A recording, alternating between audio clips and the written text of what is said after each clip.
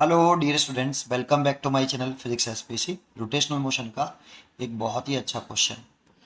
A thin uniform ring of mass m and radius capital R rotating about its own axis with angular speed omega naught is kept gently on the rough horizontal plane surface.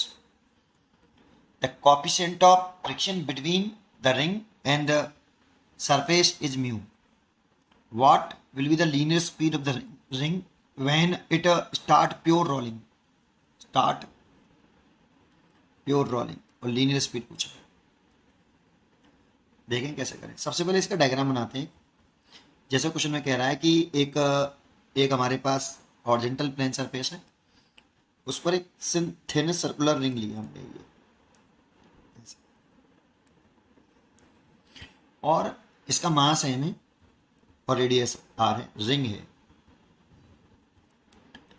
Rotating about its own axis with angular speed omega. घुमा के छोड़ दिए बेटा, घुमा के छोड़ दिए omega not with angular speed omega naught is kept gently on a rough horizontal surface. The coefficient of friction between the ring and surface is mu. तो देखो, अब इसमें coefficient of friction है तो इस जगह पर एक काइनेटिक फ्रिक्शन लगेगा ऐसे, जो इसके रिलेटिव मोशन का कॉन्टैक्ट सरफेस है ना, रिंग का और सरफेस का जो कॉन्टैक्ट सरफेस के रिलेटिव मोशन का अपोज करेगा। और रिलेटिव मोशन का अपोज करने का मतलब है कि वो फ्रिक्शन चाहता है दोनों कॉन्टैक्ट सरफेस को एक साथ लाना, वो एक साथ लाने की कोशिश करेगा दोनों को, ठीक है नहीं। तो यहां पर ये ओमेगा से घूम रही है, तो इस ओमेगा को ये काइनेटिक फ्रिक्शन घटाएगा और स्पीड को बढ़ाएगा, लीनियर स्पीड को बढ़ाएगा। तो आफ्टर सम टाइम बाद क्या होगा, आफ्टर सम टाइम बाद ये रिंग रोलिंग मोशन करने लगेगी। यहां पे रोलिंग मोशन नहीं कर रही, आफ्टर सम टाइम बाद करेगी। यहाँ पे इसकी लीनियर स्पीड v हो जाएगी और एंगुलर स्पीड जो होगी वो कुछ घट जाएगी ओमेगा। लीनियर, ये काइनेटिक फ्रिक्शन क्या हुआ, ये रिलेटिव मोशन का अपोज करता है, तो ये खुश नहीं है फ्रिक्शन। तो ये क्या करेगा कि फ्रिक्शन हमेशा क्या करता है, दो कॉन्टैक्ट सर्फेसेस को एक साथ बनाए रखना चाहता है। तो ये जो फ्रिक्शन है, काइनेटिक फ्रिक्शन है, वो कॉन्टैक्ट सरफेस को एक साथ बनाए रखने के लिए ओमेगा को घटाएगा और लीनियर स्पीड को बढ़ाएगा। तो अब यहां पर ये रोलिंग मोशन कर रही है, प्योर रोलिंग। क्वेश्चन में कहा है ये pure rolling. The coefficient of friction between ring and surface is mu. What will be the linear speed of the ring when it start pure rolling. तो ये linear speed पूछ रहा है जब वो स्टार्ट कर दे प्योर रोलिंग करना, ऐसा क्वेश्चन में कहा, ठीक है। अब जब देखते हैं इसमें, एक तो इसका वेट होगा mg, अर्थ ने लगाया होगा, एक कॉन्टैक्ट सरफेस ने नॉर्मल फोर्स लगाया होगा n, और ये एक दूसरे को बैलेंस कर रहे होंगे, तो n इज इक्वल टू कितना होगा mg। और जो काइनेटिक फ्रिक्शन होगा F के, वो होगा यहाँ पे mu into N, mu m g. तो यहाँ पे काइनेटिक फ्रिक्शन की वैल्यू होगी वो म्यू एम जी। देखो ये ऐसे घूम रहा है, तो ये फ्रिक्शन मैंने इधर क्यों लगाया, इसलिए लगाया कि घूम इधर रहा है, तो इसको कम करेगा बेटा, इसकी एंगुलर स्पीड को, इसको कम कर रहा है। ये ऐसे घूम रहा है, ऐसे घूम रहा है, फ्रिक्शन मैंने लगाया ऐसे, तो ये फ्रिक्शन टॉर्क पैदा करेगा इसके उल्टी अपोजिट डायरेक्शन में, नहीं आया, इसीलिए इसकी एंगुलर स्पीड घटेगी और लीनियर स्पीड बढ़ेगी, इसीलिए मैंने इधर की तरफ लगाया है। चलिए ठीक है, अब क्या करें सर, अब इसमें क्या करना है कि एक पॉइंट ऐसा लेना है, जैसे मैंने ये पॉइंट ले लिया ए, इस ए पॉइंट के अबाउट इसका एंगुलर मोमेंटम कांस्टेंट रहेगा, पॉइंट ए के अबाउट इसका एंगुलर मोमेंटम कांस्टेंट रहेगा। क्यों सर, एंगुलर मोमेंटम कब कब कांस्टेंट रहता है आप ये बताइए। देखो मैं इसको समझाता हूं पहले। एंगुलर मोमेंटम कांस्टेंट कब रहता है, जब आपका एक्सटर्नल टॉर्क जीरो हो। तो देखो टॉर्क अगर मैं अबाउट ए निकालूं तो जीरो होगा, पॉइंट ए के अबाउट टॉर्क जीरो होगा पूरे सिस्टम का। कैसे, देखो अगर मैं एन का टॉर्क लिखूं, तो एन का टॉर्क लिखूं तो N into r perpendicular, torque is equal to क्या होता है आर परपेंडिकुलर एफ, तो एन हो गया आर परपेंडिकुलर। देखो इस फोर्स की लाइन ऑफ एक्शन बना ली मैंने ऐसे, और ये इस पॉइंट ए के अबाउट लिख रहा हूं, तो ये परपेंडिकुलर डिस्टेंस हो गई आर परपेंडिकुलर, ये हो गया। तो मान लो अगर ये कुछ भी डिस्टेंस मान लो, आप कुछ भी मान लो, जैसे ये मैंने मान ली ए, एक्स डिस्टेंस मान ली, तो ये हो गया एक्स। अब इसका टॉर्क किधर की तरफ है, तो एक्स ये हो गया, और छोटे एंगल से घुमाएंगे तो इसकी डायरेक्शन जो है ऊपर की तरफ, इसका टॉर्क ऊपर की तरफ है, ये टॉर्क ऊपर की तरफ। एम जी का टॉर्क लिखूं तो एम जी का टॉर्क नीचे की तरफ होगा, और इतना ही होगा एम जी इंटू एक्स, क्योंकि परपेंडिकुलर डिस्टेंस यही रहेगी। एम जी का टॉर्क लिखूं तो एम जी इंटू एक्स, लेकिन ये नीचे की तरफ होगा, क्योंकि हम ऐसे निकालेंगे, देखो नीचे की तरफ। अब ये एन और एम जी दोनों बराबर हैं, और ये ऊपर की तरफ टॉर्क है, ये नीचे की तरफ टॉर्क है, तो इसको माइनस मान लेता हूँ। मैं नीचे वाले टॉर्क को पॉजिटिव मान रहा हूँ, और ऊपर वाले डाउनवर्ड टॉर्क को मैं नेगेटिव मान रहा हूँ, तो इसको नेगेटिव माना। और फ्रिक्शन का जो टॉर्क होगा वो जीरो, क्योंकि इसकी line of action point A से जा रही है, तो फ्रिक्शन का तो टॉर्क आपका जीरो हो गई, और ये एक दूसरे को कैंसिल कर देंगे, क्योंकि यहाँ पे एन बराबर कितना है एम जी, तो टॉर्क अबाउट ए कितना है जीरो। इसीलिए यहाँ मैं कह सकता हूँ हेंस एंगुलर मोमेंटम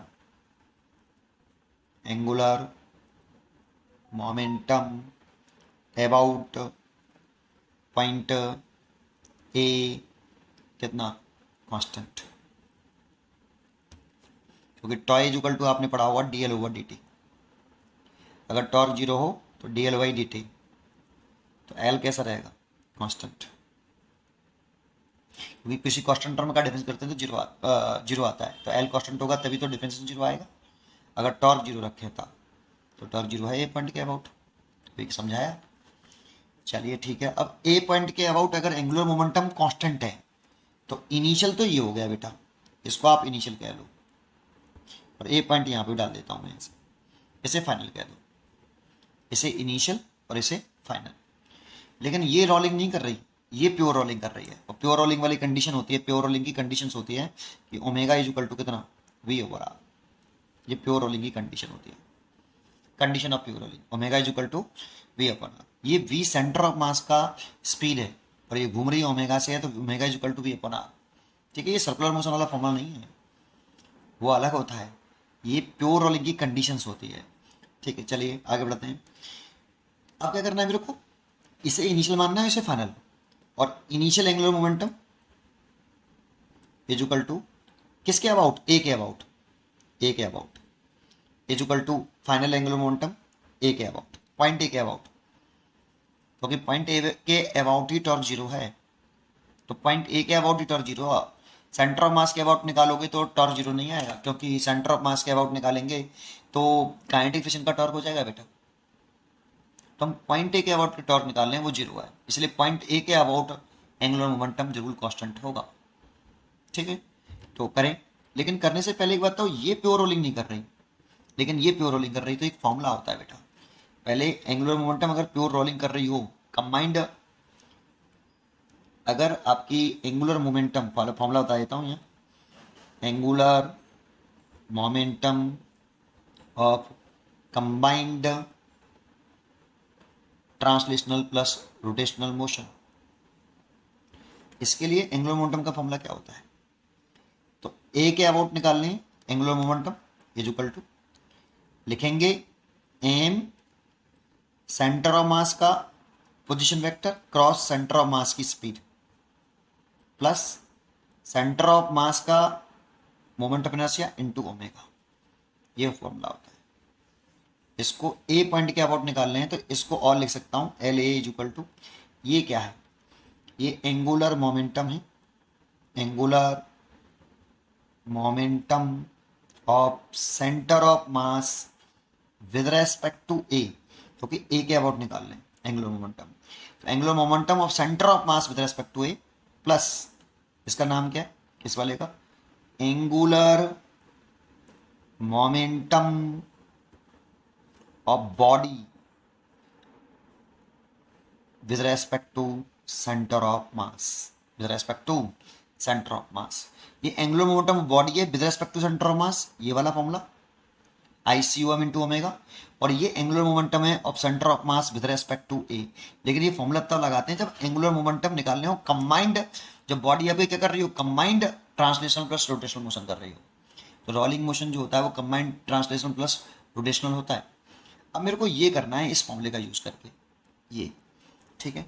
लेकिन इसमें एक चीज़ बता दूं, थोड़ा सा आगे बढ़ा दूं, कि इस वाले फॉर्मूले को बता रहा हूँ, L A is equal to, इस फॉर्मूले को मैं और कैसे लिख सकता हूँ, इस वाले को लिख सकता हूँ m r perpendicular into b. ये जो आर परपेंडिकुलर है वो वी से और पॉइंट ए के बीच की परपेंडिकुलर सेपरेशन होती है। वी की लाइन ऑफ एक्शन से ए पॉइंट से, वी की लाइन ऑफ एक्शन पर ए से परपेंडिकुलर ड्रॉ कर दो। दोबारा से बोलता हूं, वी की लाइन ऑफ एक्शन पर पॉइंट ए से परपेंडिकुलर ड्रॉ कर दो, वो डिस्टेंस होती है ये, plus I C OM into B omega, sorry, ऐसे भी लिख सकते हैं इस फॉर्मूले को। ठीक है, यहां तक उम्मीद करता हूं आपको समझ में आया होगा। अब इसको कर सकते हैं हम, दो करते हैं, यहां से शुरू करते हैं। इनिशियल एंगुलर मोमेंटम ए के about plus final angular momentum point A के अबाउट। तो देखो इनिशियली अगर मैं कहूं ए पॉइंट के अबाउट, तो ये सेंटर ऑफ मास में तो कोई वेलोसिटी है ही नहीं है, सेंटर ऑफ मास में तो कोई वेलोसिटी है नहीं है। देखो angular momentum of centre of mass with respect to A, अब सेंटर ऑफ मास में तो एंगुलर वेलोसिटी है ही नहीं, केवल बॉडी घूम रही है सेंटर ऑफ मास के अबाउट, इसलिए इसमें केवल ये वाला एंगुलर मोमेंटम है, आई सी ओ एम इंटू ओमेगा। तो क्या लिख सकता हूँ, आई सी ओ एम इंटू ओमेगा, और एंगुलरिटी ओमेगा नॉट, केवल वो घूम रही है, सेंटर ऑफ मास के पास लीनियर स्पीड तो है ही नहीं, लीनियर स्पीड तो है नहीं सेंटर ऑफ मास के पास, केवल ये है, इसलिए ये। बट इसमें एक बात और ध्यान रखनी होती है कि ये एंगुलर मोमेंटम की डायरेक्शन का भी ध्यान रखना होता है। तो देखो जिधर ओमेगा की डायरेक्शन होती है ना, उधर ही एंगुलर मोमेंटम की डायरेक्शन। तो ओमेगा ऐसे घूम रहा है क्लॉकवाइज, देखो थंब लगाते हैं, अपनी फिंगर को ओमेगा की डायरेक्शन में घुमाइए, थंब किधर आ रहा है, नीचे की तरफ, ऐसे देखो ऐसे, तो जो थंब नीचे की तरफ आया तो ये ओमेगा की डायरेक्शन है, यही ओमेगा की डायरेक्शन है डाउनवर्ड, और यही एंगुलर मोमेंटम की डायरेक्शन है, तो ये एंगुलर मोमेंटम नीचे की तरफ है। ठीक है, एक चलिए इक्वल लगा लेते हैं, फाइनल एंगुलर मोमेंटम लिखते हैं। अब ये रोलिंग कर रहा है, अब इसके पास दोनों हैं, दोनों एंगुलर मोमेंटम इसके पास, सेंटर ऑफ मास का भी angular momentum of centre of मास, लेकिन किसके रेस्पेक्ट में निकालना है, पॉइंट ए के अबाउट, क्योंकि एंगुलर मोमेंटम पॉइंट ए के अबाउट निकाल रहा हूं, क्योंकि पॉइंट ए के about he angular momentum constant है ना। तो पॉइंट ए के अबाउट एंगुलर मोमेंटम निकालना हूं, तो देखो कैसे करें, पहले ये वाला लगा रहे हैं, ये वाला, दैट मीन्स ये वाला लगा रहे हैं, देखो ये वाला, तो मास, तो आपका मास कितना है, एम है रिंग का, एंड आर परपेंडिकुलर, देखो ये वेलोसिटी की लाइन ऑफ एक्शन हो गई बेटा, ये तो यहां से पॉइंट ए के अबाउट तो निकालने बेटा, तो पॉइंट ए से इस बार परपेंडिकुलर कर लो बेटा, ये होता है आर परपेंडिकुलर, जो कि इसके रेडियस के बराबर है, जो कि इसके रेडियस के बराबर है, जो कि कैपिटल आर है, इसीलिए आर। देखो मैंने ये वाला लगाया, ये वाला स्पीड है सेंटर ऑफ मास की भी, तो देखो ये मैंने लिख दिया बेटा, angular momentum of centre of mass with respect to A, मतलब ये वाला फॉर्मूला लगा दिया मैंने। अब इसकी भी डायरेक्शन चेक करो, इसकी डायरेक्शन कैसे चेक करते हैं, देखो angular momentum r cross v की डायरेक्शन निकालनी, आर क्रॉस वी। अब आर क्रॉस वी की डायरेक्शन निकालें तो देखो ये हो गया आपका आर, एक्चुअल में ये होता है आर, ये आर वेक्टर की डायरेक्शन हो गई, देखो ये वाली।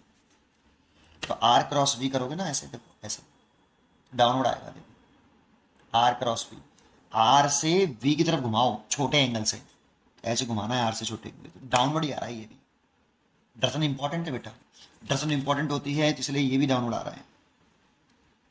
ठीक है, अब ये तो हो गया आपका किसका, पार्टिकल सेंटर ऑफ मास का। अब किसका लिखना है, angular momentum of body with respect to centre of mass, angular momentum of body with respect to centre of mass, ये लिखना है, बॉडी का सेंटर ऑफ मास के अबाउट, तो कितना, प्लस के आई सी ओ एम इंटू ओमेगा। अब देखो एंगुलर स्पीड बदल गई है, ओमेगा, पहले ओमेगा नॉट थी।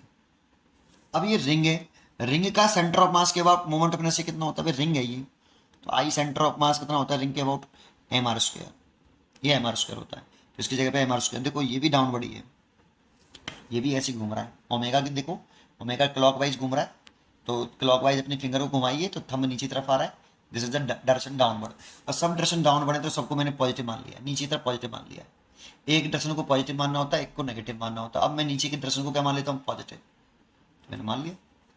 ठीक है, ये सबको नेगेटिव मान लो, इसको नेगेटिव, इसको भी नेगेटिव, इसको भी नेगेटिव, कट के नहीं, तो दोबारा से पॉजिटिव हो जाएगा, अरे आएगा नहीं।